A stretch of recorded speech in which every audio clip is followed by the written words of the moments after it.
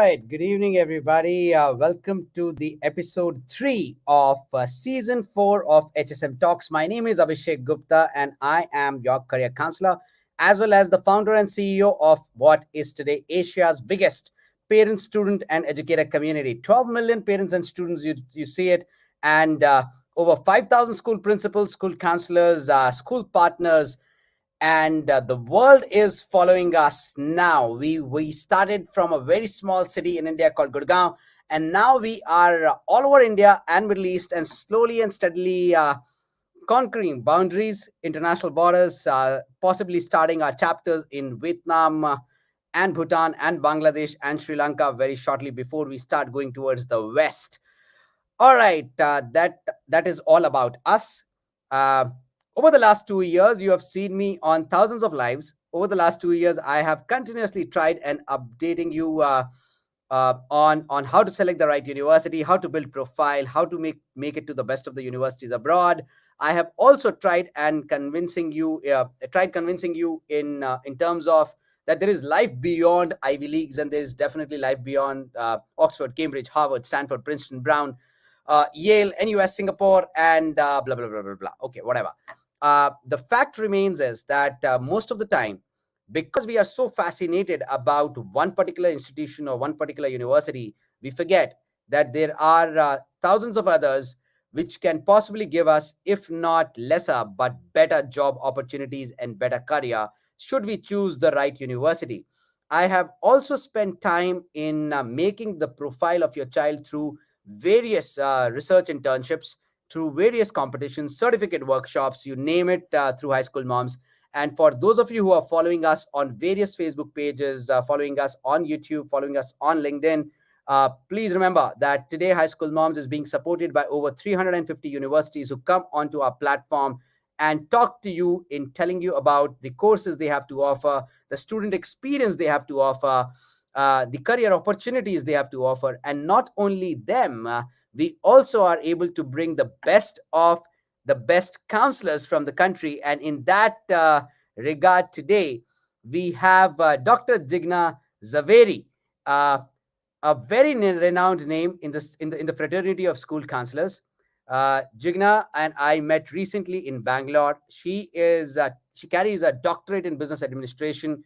I'm just a master's in business administration. So remember that she is a leg up, definitely there.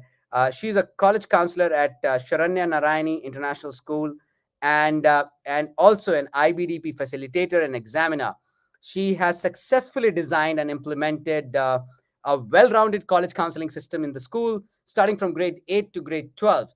Uh, Currently guiding students to the best of the universities, believes in navigating students successfully through their academic rigor, peer pressure, parental pressure, and believe you me, uncles and aunts, dadus and dadis, chachas and chachis, mosas and mosis, and mamas and papas, whoever is listening to us, you do end up creating a lot of pressure on our children.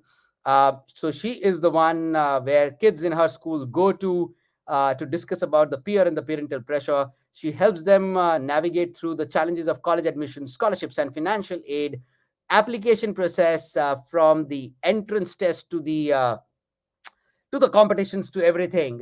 She has great experience in the corporate. She was earlier in the field of human resources, and that's where possibly she derives all her counseling approach, because in HR you're practically doing nothing but counseling employees. Uh, and she is also a certified Kathak and Bharatnatyam dancer. Now, those are like Spanish and French and German and Hebrew for me. I don't understand anything about dancing. I barely can lift my leg. But let's understand more about how do you select the right university from none other than Dr. Jigna Zaveri, coming on your screens right now. Hi, Jigna. How are you doing? I'm fine, thank you. Thank you so much for the great introduction. The degrees don't matter. What matters is our experiences and how we are going to, implement that and how we are learning. And I believe that life itself is a process of unlearning and learning various things throughout. We meet people, we meet kids, we learn so many times from children, we learn from each other. So, um degrees are important but not something that just define all of us altogether. So Absolutely. Degrees define you as a student, and rest everything else defines you as a person. And at the end of the day, we are humans. We are not robots. That only degrees would matter. Thank you so much, Digna, for taking out time and coming on HSM. One question before we start the discussion today. What do you feel about high school moms? And do you think, what do you think about high school moms? What do you think we are trying to do? And do you think we are actually making a difference to the world? I just recently met you, and after meeting you, I learned more about high school moms. But I think it is a wonderful initiative, because the more, when I meet kids, even at school, when I'm relating to so many things, yes, I am available to guide them. But what when you think about the other part of the country, where nobody is there, there are no counselors, there are nobody available there to guide the children, with the confusion, with the pressure around them, it's really very difficult. And I think what you're doing here is creating, taking smaller steps, but it is going to create a huge impact when you're looking at it through a period of years. When you start looking at it, maybe today we think, yes, you have impacted one life, but when you see after 3 years, the same student, when the student is going to graduate and come out of college, and maybe you will hear the whole story, and you will be able to think, wow, what a difference we have created. And I think this initiative should continue no matter what, because there are so many paths in India and so many schools in India, so many children who need proper guidance, but they don't have the facility, and they don't have the right medium or mode to get there. So I really appreciate the initiative that High School Moms has taken, and overall, it's a great place for students, for parents, for counselors, for schools, for teachers, for everyone to learn something. So Thank thank you, you so Digna. much. Thank you, Jigna. And I hope you are aware that we are hosting a counselor and a principal retreat in Goa in the month of Yes. June, and 10th, 11th, and 12th of June. And I'm hoping to have you also present there, to attend the event. And it's going to be one of the events that you'll remember for at least few years, if not a lifetime. And hopefully you will be able to learn, and I will be able to learn from, you'll be able to learn from everybody else, not me, but I'll be able to learn from you. Ladies and gentlemen, boys and girls, universities, everybody who is listening to us right now, High School Moms is hosting a counselor and a principal meet in Goa on 10th, 11th, and 12th of June.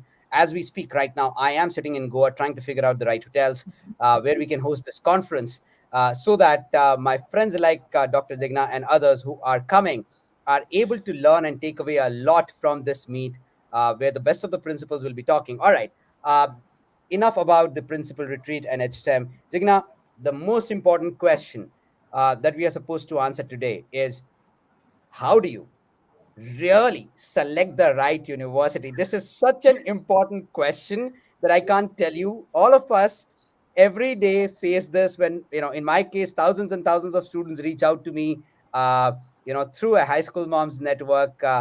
How do you select the right university? Now, what do you tell to your students? So this is a very tricky question, because sometimes students just come, walk into my cabinet, they just come, sit right next to me, and they ask me that, "Ma'am, can you suggest a university for me where I can just go and study?" So I said, I'm like, why should I suggest you a university? It is somewhere that you're going to go and study. So the first rule, what I believe, whenever I tell the students, is they have to start off with a basic research. And the second point they have to keep in mind is they have to choose a college which is the best fit for them, not for anybody else. So they have to first start off by looking their interest, and what do they like to do, and then probably look at the different career clusters and leading them to different pathways. So what I mean when I talk about career clusters is, if a student has is interested in if I say that if the student is interested in economics, then maybe the student has to look at a career cluster, where there is business management and economics all together. Cluster is a broader range, where they are not choosing the final pathway or any course as of yet, but they are sure of the broader category where what they want to do. So based on that, they can start their subject selection, and moving from there, they can move into finding out what pathway they will take to finally decide on the course that they would like to go, they would apply to. So the main important thing is research, align their interest and what they like to do along with the career choices that they are making. So that is the first important aspect that any student will have to realize, and that requires a little bit of since we start the process early at school, there is a guidance that happens right from grade 8. So by 9 and 10 they are well aware of what they want to do. So it doesn't create the confusion where where the students are taking subjects, then dropping the subjects, and then again taking some other subjects and then dropping, and then again they are choosing some universities because they drop the subjects, now they move on to different universities.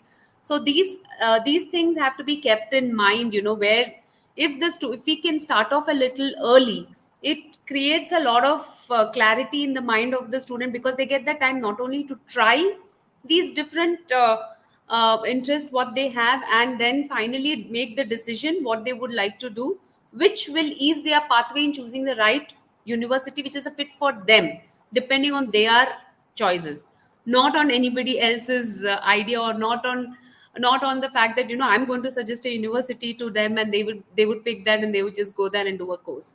So Yeah, I mean, that's so this something. is so important, Jigna, and thank you so much for raising such an important point. Parents, whoever is listening to us, and I know on Facebook most of the audience is the parents.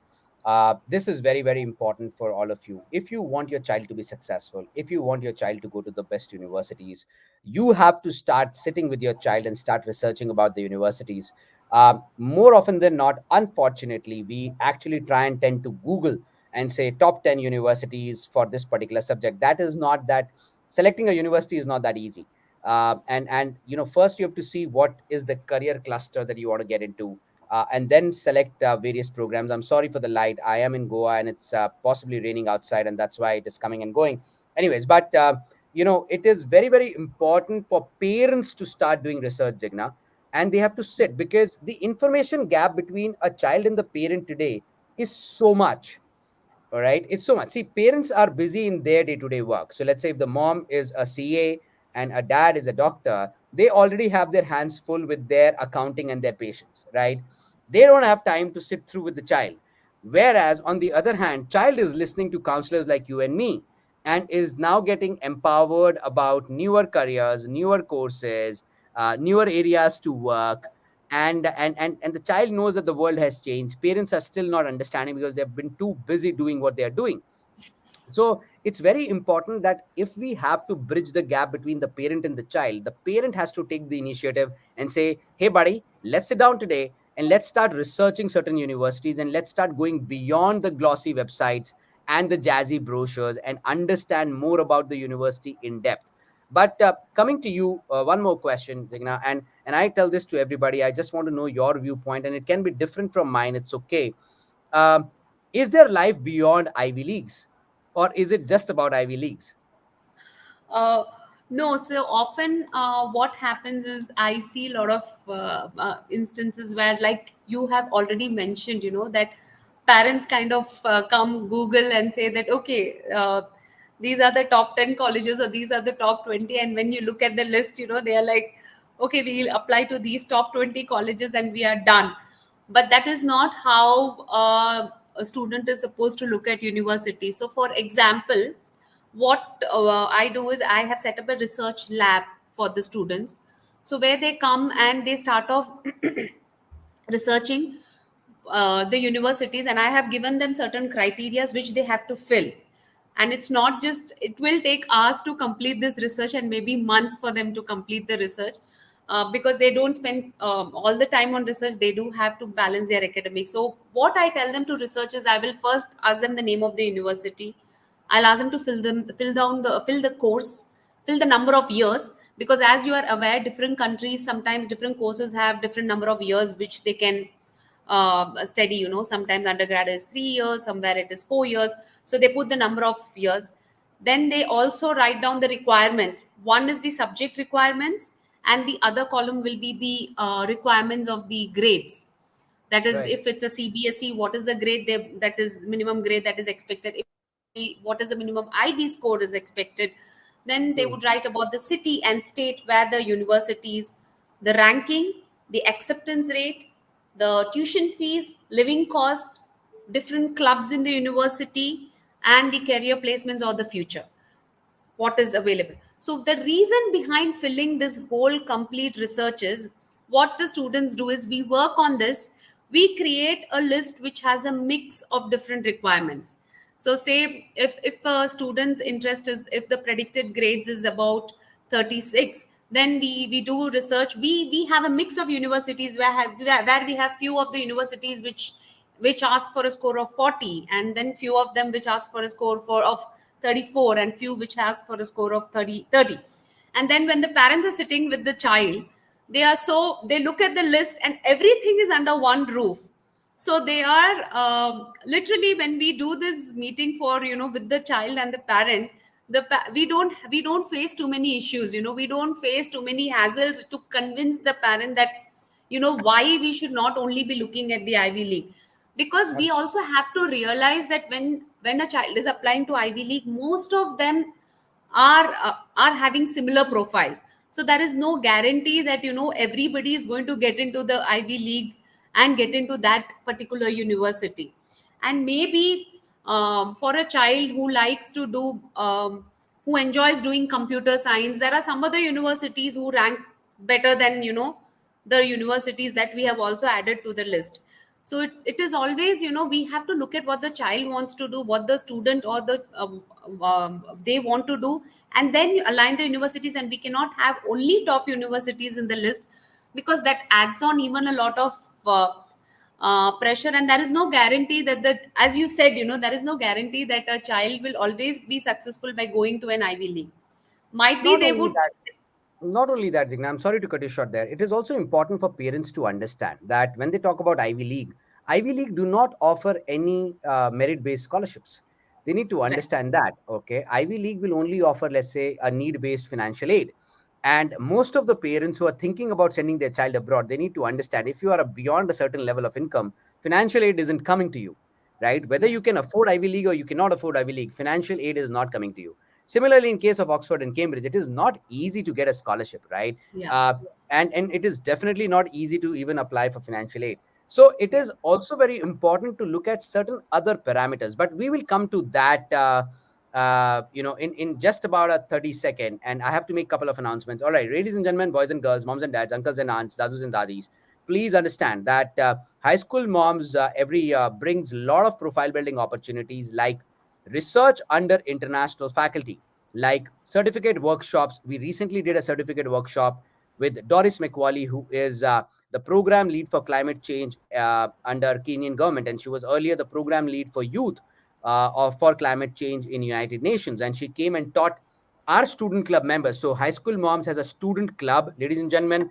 and you can make your child participate as long as your child is in grade 10, 11, and 12. They can participate and become a member of our student club. Our student club members end up meeting the universities starting 2 years in advance. Our student club members end up researching under the international faculty. Our student club members get together, do fundraisers, do a lot for the society. They become volunteer on our events. They just do a hell lot. And and they are able to build their own clubs inside the student club. And this student club is managed by a 43-member student council, which is selected every year. And this year's student council has already been released. So if you want to become a member of our student club, just go to our Instagram handle called High School Moms and click the link in the bio. And there is a link on where you can go and sign up for the student club. The annual membership fees is 2,999, which is actually less than Netflix, 7 rupees a day. And if that you think can make a good career, a good profile for your child, possibly you should opt for it. So that was the first suggestion. However, coming back to you, Jigna, very important question is, what are the other parameters that one should look at before selecting the university apart from ranking? You and me completely agree that the ranking are not this just the right way to look at a university. uh, so one thing that possibly I can tell you is the funding, right? What is the kind of Yes. budget that you have? um, as parents, we really need to sit and discuss the budget for higher education. We need to plan. We cannot sweep it under the carpet. We need to plan. Please understand, everybody, education in India, in the best of the liberal education universities today, whether it is Flame, Ashoka, Plak Shakriya, Ahmedabad University, it is not cheap. Definitely not cheap. Education abroad, if you go to Canada, can cost as high as 1 crore to about 2.25 crores. If you go to US, can cost as high as 2.25 crores to 3.5 crores. If you go to UK, it can cost anywhere close to 2 crores. So you really need to plan journey of your child really well. And there are enough scholarships available. If you plan well in advance and if you apply well in advance, then you might end up getting a scholarship. A 94% student in India might not even get into the best of the universities, but a 94% abroad is a damn good a score. Let me tell you that, as long as it can be backed by a good profile. So funding can be definitely one. Let's ask Dr. Jigna Zaveri, what are the other factors one should look at before selecting the right university? Jigna, over to you. Yeah, so they definitely need to even look at the place. So, for example, if where is the university located? What is the weather? What is the climate? Whether the university has clubs, because you're going to spend 4 years of your life there, and students are interested in various activities. Whether they are going to be comfortable, whether they are going to enjoy, because it is again a overall well-rounded development that you're looking for. You're not just looking for doing, just going to the university, studying 4 years and just moving out of there. So students have to definitely look at the living cost, the weather, how the university, whether the course, and even they have to look at the course. If the university is offering the majors that they are interested in, and if they have even other majors, because what happens many times is a student decides that, okay, I want to do this course, and they go to the university, but after a year they change their majors. So you should have those options as well when you select the universities, not just saying that, yes, I'm going to choose this and I'm going to just go with it, and then you go there and realize that you don't have any other option, and you think that, oh, maybe I should have, I want to do this, but that option is not available in the university. So sometimes it happens, that children go and then they decide, okay, after a year we will change the major. So they should have that amount of flexibility too, because as you said, education is not cheaper, and once you make the decision, it has to be a sound like well researched, well thought out plan. And it should Absolutely. not put a lot of pressure on the kids as well, where they are like, you are spending so much money, so obviously you have to think, and you have to make sure, you make the best out of it. So I feel that there are so many things that they have to look into before they decide which college they need to go, where they need to go, whether they're going to enjoy, whether they're going to be comfortable. So, Yeah, so so it's so true. Ladies and gentlemen, I can give you my example. I was trying to go to US to do my management, and I was thinking of New York, NYU, and I was thinking about UCLA, where I actually finally went. And would you believe it? The biggest reason for me to go to UCLA was the climate, because I am a summer person. I do not like winters. I hate winters. I can feel wintry even in summers. I can tell you that. Uh, and California was more suited towards me than New York, where it can get extremely cold and it can get extremely snowy, and your wind chill can be lesser than the temperature itself. So you also have to look at certain things. You have to look at the pin code. You have to look at the country. You have to look at the possibility of a job in that particular industry. You have to look at your budget. But most importantly, like Zigna said in the earlier part of our discussion, was what kind of clubs, what kind of activities, what kind of student experience is also what you're looking at. Not all universities will provide you a great student experience. Not all universities will have a small class size. There are universities, I can tell you, where an economics class or a maths class or a physics class can be as high as 1200 to 1500 students, right? So if you're a person who's looking at at a personalized attention, maybe a larger university and a larger class size is definitely not what you're looking at. You're looking at a smaller cohort, smaller class size, very hands-on approach. All of these are very, very important. Zigna, I personally also go ahead and tell everybody, and I know this is a little off the discussion today, but I wanted to take your heads up on this. Um, I have been telling people that please, for heaven's sake, write the SATs. Okay. You must write the SATs. Even if you do not want to go abroad, almost 42 universities in India have started accepting one test called SAT.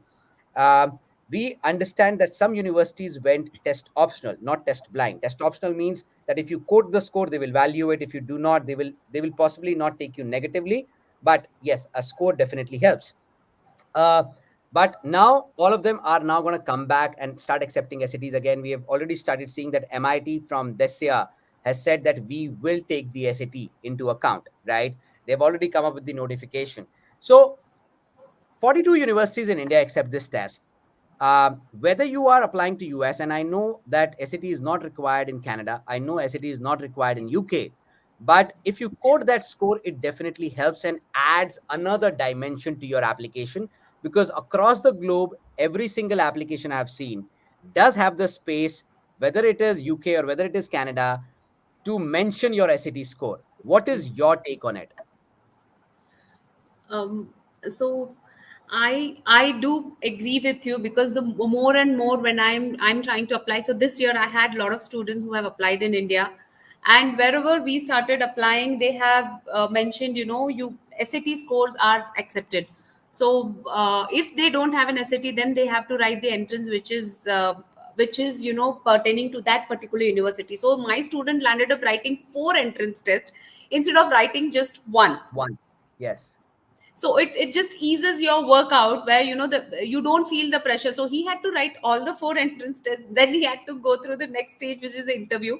If he would have written the SAT, he would have, he would not have, it was not necessary for him to write these four tests, like Exactly. different universities.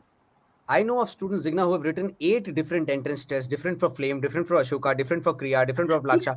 I don't understand. Parents, what are you doing? If your child can write one test and apply to 42 universities, why don't you do that? Also, please understand, all my students who come to me for my personal guidance as a career counselor, none of them have been able to make it to the best of the university without scholarship, without writing the SAT. Yes. Period, I'm telling you.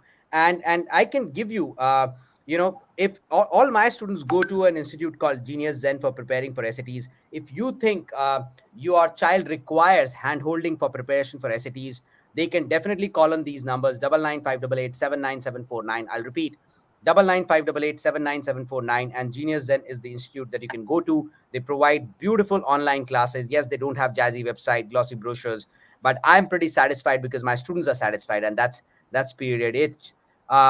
All right, so Jigna, coming back to, we have discussed, and this is because I really respect you for your knowledge and the kind of experiences you are sharing. I am in awe. I am in awe, and there is so much to learn from you. You have told us what all to see when to select the right university. Tell us what not to see, what to avoid. Yeah. So the first thing what comes to my mind is, children always rush through the. Sometimes children rush through the process. Like they come at the middle of, almost towards the end of grade 11, and then they start looking at the universities, and then they pick. So they'll end up picking any university, and they just try to fit in. So that is something you should try to avoid. You should give yourself enough time to understand, what is it exactly you want to do, because you cannot have a good, you can't say that, okay, there are 2 months left and now I'm going to pick the university and I'm just going to apply, because it takes time.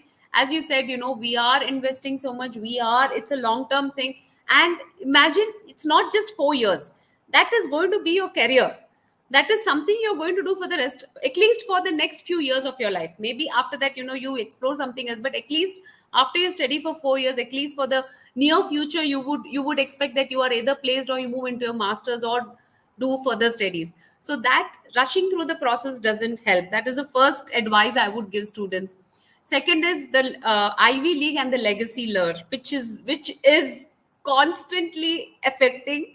When I work with the list, lot of pressure. Some parents say that I studied here, so you have to go here and you have to study here too. So that is also added to the Ivy League pressure. There is also the legacy lure, like, you know we studied here, the family studied. So these things should be avoided. If this is avoided, it's much better, because we have to think about the child as a separate individual. It's not something, we cannot envision our dreams through and impose them on the children. So that is something I believe, constantly I have to keep helping the children in that aspect. And many times I see even students assuming the worst. They think that, if they don't apply to the college, thinking that, they question themselves that, they're not going to be accepted.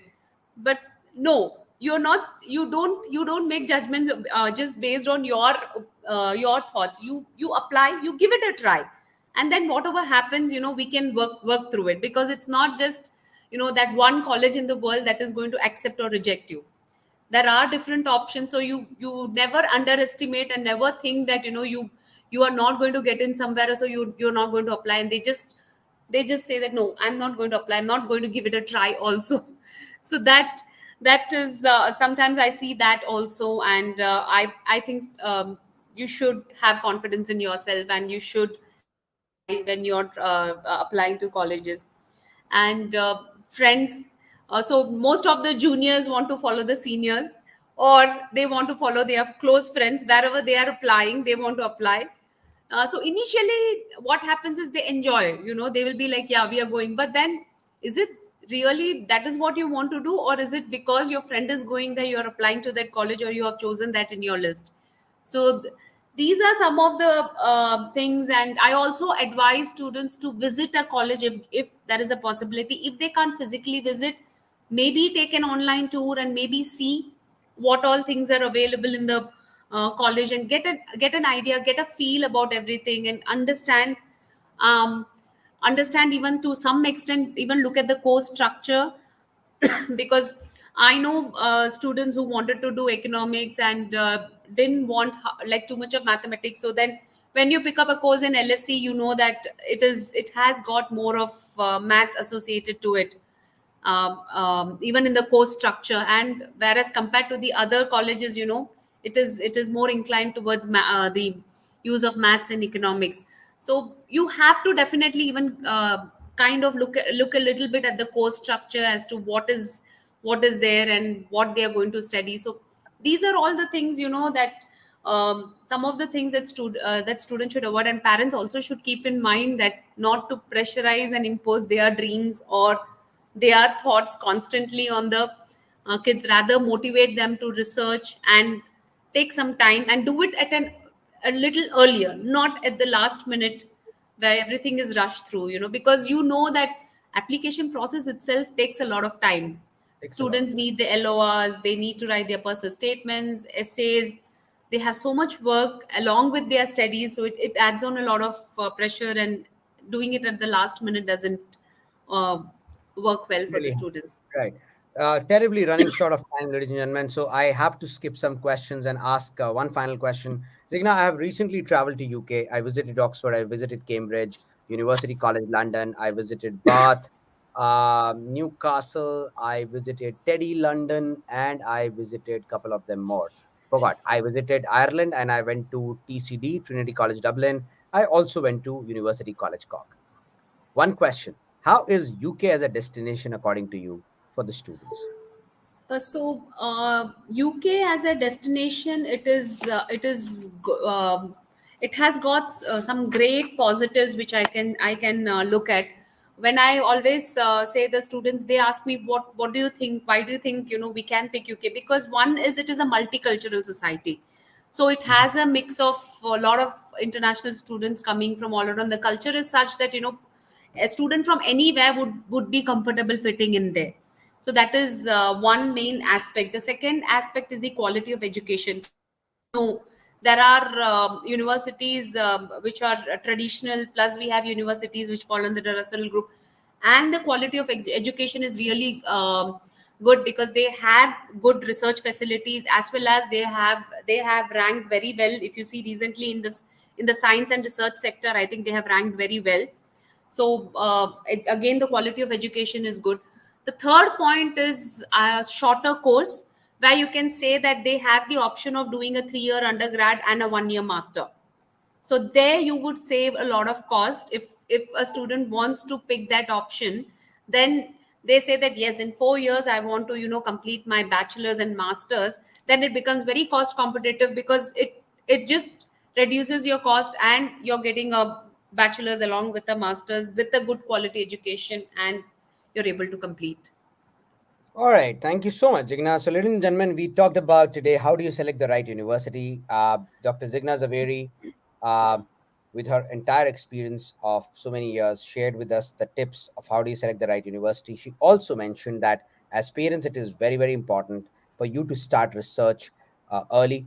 As students, it is very important for you to start research early and think beyond just the ranking and go beyond the obvious. Think about the class size, think about the culture, think about the climate, think about the country, think about the location. We all discussed around that. We also discussed what not to see and what not to do, which is rushing into the application. She rightly pointed out that college application process is very critical and it can be very time consuming, especially writing the personal statement, especially writing the getting the letter of recommendations from your counselors and your from school teachers. So you need to start early, you need to start well in time. And let me give you a piece of advice as a career counselor myself. There are enough scholarships available in the world. If you are able to plan the journey of your child, there is enough way that you should be able to live or make your child live their dreams. Do not make your lack of planning a reason for breaking of your child's dreams and aspirations. So plan well, sit down and discuss with your spouse, sit down and discuss yourself if you're a single parent. uh, Introspect, figure it out, put a number to it, make a plan, and then go ahead and then take a decision. Thank you so much, Dr. Zigna Zaveri, for joining us tonight. Yeah. It was wonderful having you on the season 4 of HSM Talks. You're the third guest in the row. Ladies and gentlemen, boys and girls, tomorrow again, same time, 10 o'clock in the evening, I will try and come live with yet another guest. And I think Dr. Zigna wants to mention something. Over to you, Zigna. Thank you so much, High School Moms, for giving me this opportunity. And thank you so much, Abhishek, for sharing your wonderful experiences. Yes, I did see your videos from your visit to different universities in London. And really, thank you. And please continue doing this. And it helps innumerable amount of kids all around, parents, everyone. And we are able to make a difference, slowly, and it creates a big impact.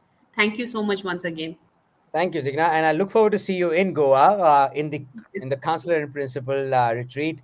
Uh, Good to see you here. Thank you. Good night. God bless. thank you. And you Thank, are free to go. Thank you. thank you. All right, ladies and gentlemen, that was Dr. Zigna Zaveri, one of the most respected counselors, school counselors in the country, representing Sharanya Narayani International School from Bangalore. I had the opportunity to meet her recently. Uh, for everybody who's listening, like I said, uh, SAT is not optional. SAT is a mandate. Your child will be saved from writing multiple exams in India because 42 universities in India itself accept the SAT score. A lot of my students go to this institute called Genius Zen, and you can send your child to. One piece of advice that I can give you is for making your child prepare for the SAT, you do not need to send the child to a brick and mortar institute. You can definitely prepare for SAT online through various videos, through the best of the preparations available through players like Genius Zen. The numbers are flashing on your screen. If you want to make the best of it, please you can.